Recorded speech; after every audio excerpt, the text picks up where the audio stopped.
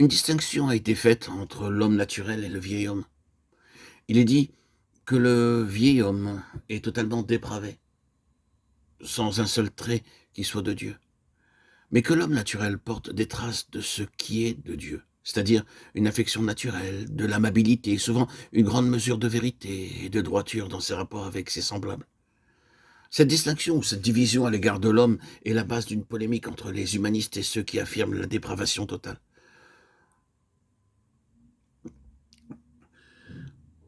La dépravation totale, c'est le résultat de l'homme naturel, du vieil homme. L'âme n'est pas nécessairement mauvaise en tant que partie de l'être humain. Mais il y a deux choses qui la placent complètement en dehors du domaine humaniste, du propre salut ou du mérite personnel devant Dieu.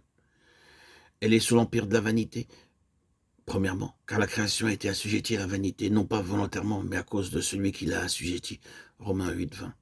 Et du grand ne peut pas, de 1 Corinthiens 2, 14, puisque l'homme naturel n'accueille point les choses qui sont de l'Esprit de Dieu, car elles sont pour lui une folie, et il ne peut pas les comprendre, car c'est spirituellement qu'on en juge.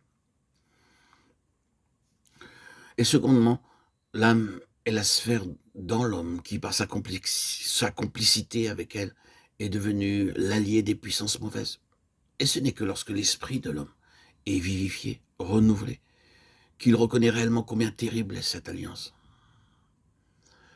Nous aimerions en même temps rappeler que l'âme est une servante très responsable.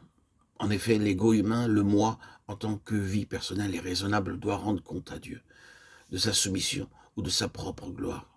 Du fait qu'elle aura répudié sa propre vie, ou bien qu'elle se sera exaltée et affirmée elle-même au-delà de sa mesure de son propre domaine.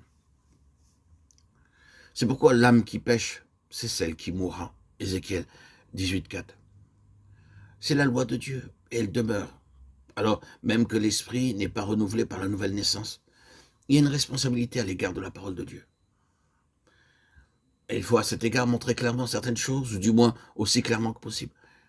Bien qu'il ne soit pas possible à une personne non régénérée d'accomplir la volonté révélée de Dieu, puisque le Saint-Esprit seul peut nous en rendre capables, cependant cette volonté révélée représente pour elle et pour toutes les autres un appel et une demande.